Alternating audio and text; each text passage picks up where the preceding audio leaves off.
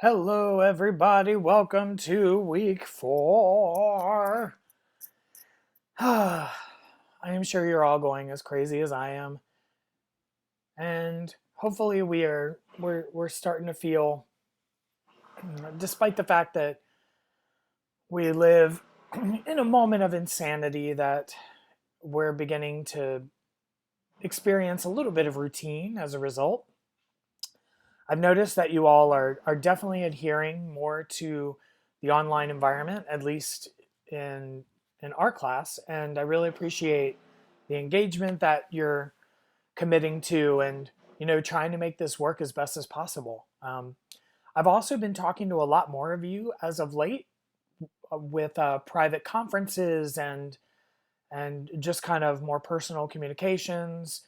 Several of you have been dropping into the Zoom hour, which of course is really just a Zoom day. Friday is a kind of an all-day Zoom day. So just know that you can always uh, take advantage of my availabilities for that. I really want to help you all as much as possible, knowing full well that this is not the optimal way to learn.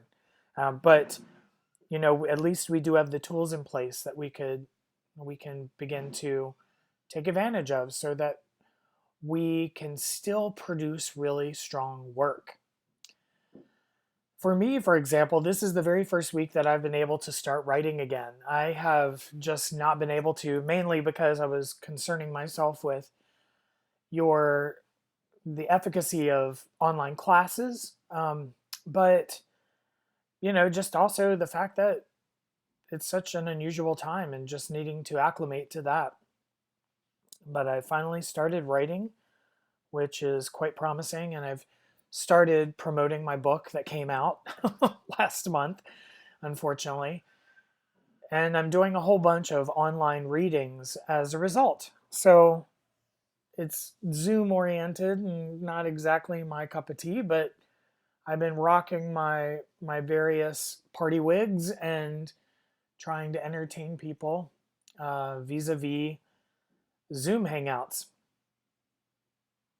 So for us, last week you had quite a large project due, the documentary news story, and I'm really looking forward to reviewing those. I'm going to be reviewing them in the next couple days, and it looks like you all took various technologies and came up with a whole bunch of different ideas just from my first glance. But I'm going to begin reviewing those today, and I should be completely finished reviewing them by Thursday or Friday. So I look forward to that and seeing kind of where your curiosity is going. This week is a little more relaxed. We do have one primary assignment due. It's an annotated bibliography, which I'm going to really go into in the next lecture, but it's something that many of you have probably done before, but we're going to make sure that we do it right because it can actually be an incredible tool for a developmental argument. Uh, and now is the time for you to begin exploring not just your topic and not just the guiding questions, but the argumentations that exist around your topic and the questions that you're asking. But for the discussion question this week, which is due in the early part, we're going to focus on fine tuning what those questions are. Now that you have collected all of this data and you've presented it, curated it in the form of a documentary and news story or an investigative reporting, now is the time to really be thinking about, okay, how am I going to construct the actual argument for my research project? And that begins with constructing the questions that you actually want to answer. You probably have done some of those questions. You've committed to some, perhaps at the tail end of your documentary news story. But we're going to address this one more time. And so for this week, I'm asking you to read this informational essay called The Types of Claims in Argument. And in a nutshell, even though this is just arbitrary categories, but it is relevant, we have 5 basic types of claims. And they come in 2 primary categories. We have truth reality claims or fact claims, and then we have values claims. And usually you have a combination of claims that really lead to the more value-based claims, as Ramage articulates in the essay. But we break them down into 5 categories. We have definitional, we have causal, and we have resemblance. And those are all kind of bound in these kind of truth, reality, or fact claims. And then we have the evaluation ethical and the proposal claims, which are more in the realm of value-based claims.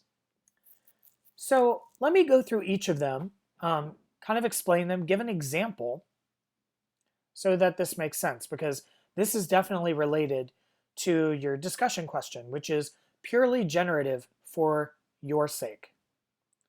We'll begin with definitional. What that basically means, this kind of claim, is to which category does a thing belong? Okay? So an example of a definitional claim, let's say I'm trying to do a research project on Santa Clara students and their writing prowess. So a definitional claim, to what category does this thing belong? An example of that would be that Santa Clara students are good writers. Yeah?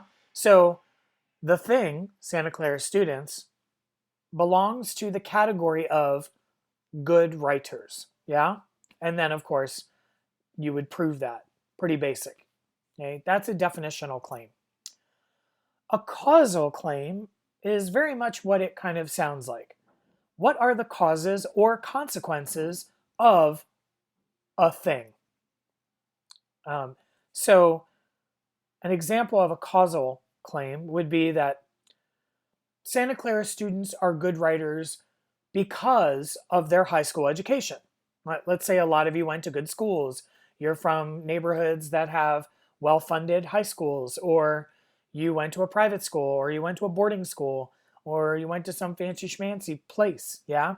And so naturally, if you pay teachers better and the students are better prepared and have the resources to, to do good work and don't have a lot of stressors at home because of finances or whatever the case may be, right?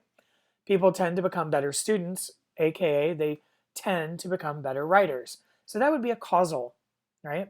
Another example of a causal claim would be the more consequential aspect. For example, Santa Clara students wind up in successful careers because they are good writers. So that would be more of a consequential aspect to a causal claim. I think we get what we're doing here. Yeah? Cool. The last truth reality form of claim would be the resemblance claim, right? And this would largely be utilized when you are trying to determine the characteristics of something that you're examining. So you liken it to something else that has established characteristics already. Another way to think of it is, to what is this thing similar? Okay, the thing being Santa Clara students in our example, right? So a resemblance claim might look like this example. Santa Clara students are similar in skill to Stanford student writers, which is actually true. You and Stanford tend to be the best writers in California, according to a whole series of metrics, right? So this could be useful in an argumentation because perhaps Stanford has, because they have a master's and a PhD in Rhet and composition, right? So they examine student writing, more so than Santa Clara does because we don't have a PhD in that field. Maybe they have a lot more data on the characteristics of their student writers, yes?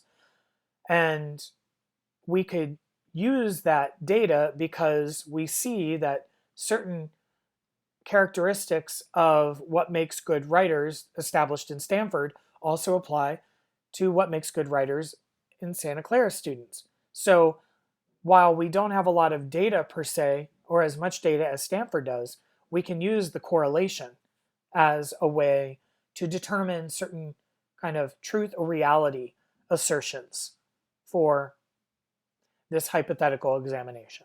Okay? So again, resemblances to what is this thing similar? Make sense?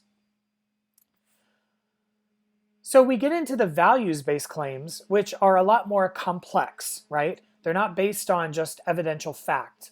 And this is where a lot of your testimonial data comes in.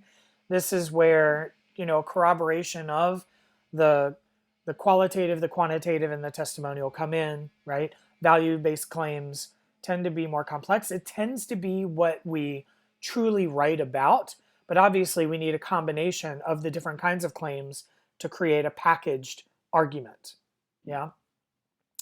So the first value-based claim would be what we call the evaluation or the ethical. And that addresses the question, what is the worth or value of the thing or the subject? Yeah. So an example of that would be the type of writing courses at Santa Clara are good for developing skills of students, right? So we look at the value of the thing that is contributing to what makes Santa Clara writers good, yeah? So the type of writing courses at Santa Clara are good for developing skills of students, yeah? Another way to look at this, another example would be the expectations of Santa Clara writing courses are not ethical. Maybe you feel that way, right? But in either case, what we're doing is we're applying value to the thing itself. Now, imagine you can't just have that assertion without some fact-based claims coming prior to it, right? But those would be examples of evaluation or ethical claims. The last form of value-based claim would be the proposal. And a way to think of that is, what action should we take based on the information we have? Yeah. So perhaps a value-based claim example in my hypothetical topic would be that Santa Clara University should require a 3/4 CTW sequence. This is actually something that I would really like. Maybe you disagree, but that would be a proposal, right? An action based on the data that we have. What should we take? Okay. And though that would be an example. Or, Santa Clara faculty should require less work or less busy work for their CTW students in order for them to develop other aspects of good writing, like thinking, for example, okay? Which is also something I believe. So these would be examples of proposal claims, okay? What I'm going to ask you to do for your discussion question is, now that you have amalgamated some data, some context vis-a-vis your documentary news story, and at the tail end of that project, you started asking some questions that might be a little bit more attenuated to what you're fascinated by, that's going to become your research-based inquiry.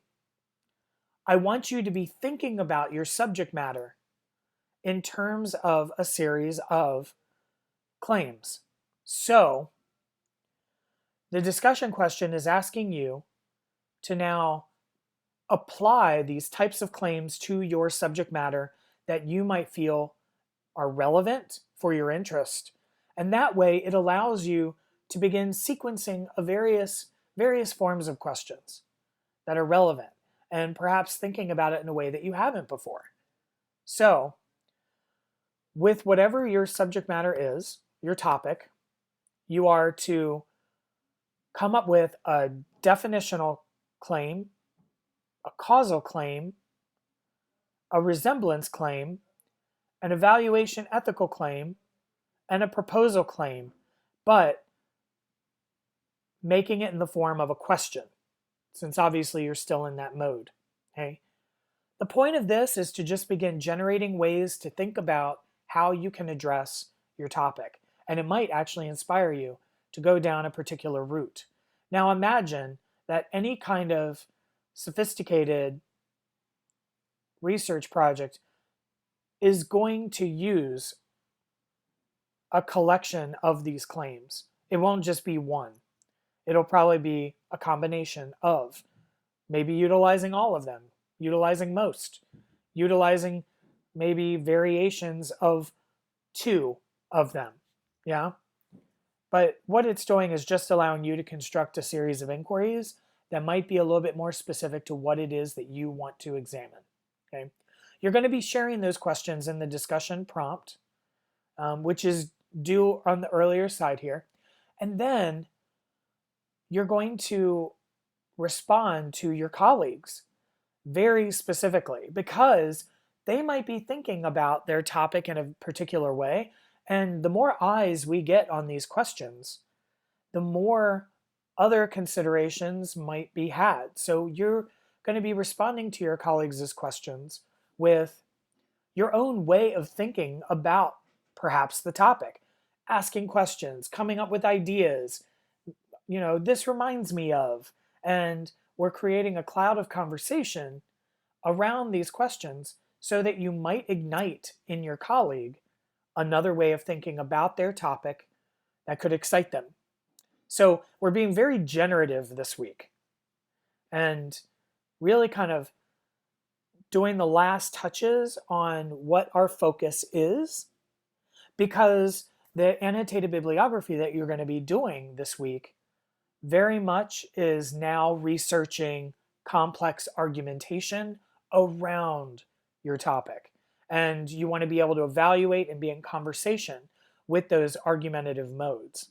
So now is the time. Now we're getting really into the research of your particular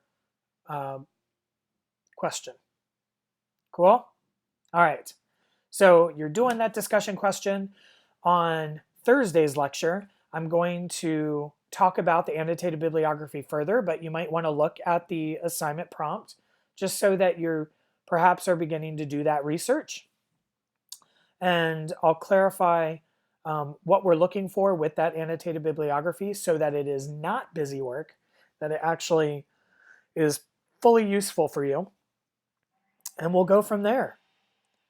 Have a great beginning to your week. If you have any questions, problems, comments, discoveries, you want to talk about how cute my hat is, please contact me.